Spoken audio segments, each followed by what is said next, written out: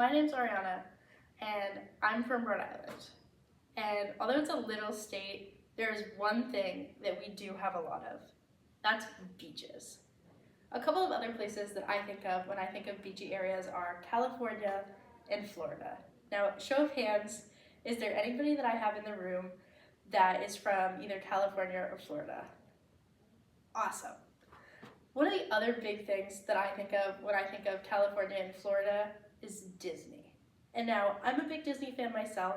There's a couple of sequels that I've been trying to get to, but I want to bring us back to about 2015 when we were seeing Inside Out on the big screen for the very first time. One of the big things that Inside Out covers is how our emotions are portrayed through our body language. Riley feels a lot of things, and we can see a lot of this through her body language. In a minute, I'm going to show a couple of clips from the movie Inside Out. As we watch these, I want us to pay attention to what Riley is feeling and how this is portrayed through her body language.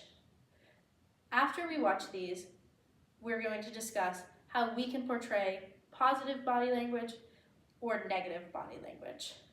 What questions do we have? Awesome.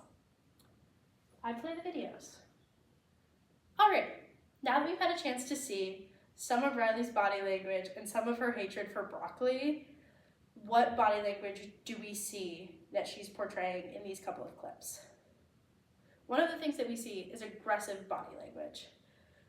As she's approached with broccoli, she becomes aggressive and is not receptive to anything else. Another one of the things that we see is disgust from her, and it makes her defensive in her body language. She no longer receives what other people have to say. At this point, I'd like to introduce us to the 4 types of body language that we should avoid.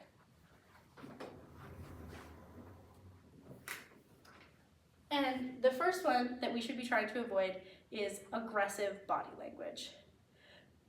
This is portrayed when we do things like coming in with a really firm handshake, like we're trying to squeeze somebody's hand off, or staring while we're in a conversation with somebody. Neither of these things make somebody feel particularly heard. Another type of body language that we should be trying to avoid is defensive body language. This happens when we do things like cross our arms or roll our eyes.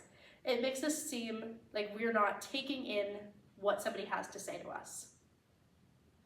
A third type of body language that we should be trying to avoid is nervous body language. When we're fidgeting or we come out with a really weak handshake, we don't portray confidence in ourselves. This isn't ideal body language to display. And then a final type of body language we should be trying to avoid is bored body language. We come across as bored when we do things like yawn or shift in our seats too much. Again, this just doesn't make somebody feel like they're particularly heard. However, there is one ideal type of body language, and that's engaged body language. When we're displaying engaged body language, we're nodding along with what people have to say and smiling while they're talking to us. We might even display some positive gestures like a hug or a high five or a good fist bump at the end. All in all, these are types of body languages that we should be trying to avoid while we portray engaged body language. This helps us have meaningful conversations, and with a little bit of work over time, we can help have very meaningful conversations throughout our lives. Thank you. Now, to answer, how would I check for student understanding during the activity? We could do things like ask for examples of body language, ask students what they're seeing in these videos, and getting different groups to speak.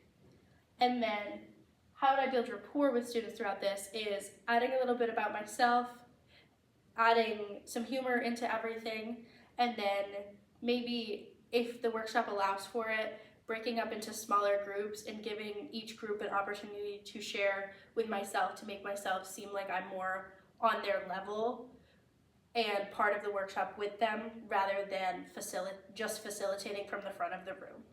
Thank you.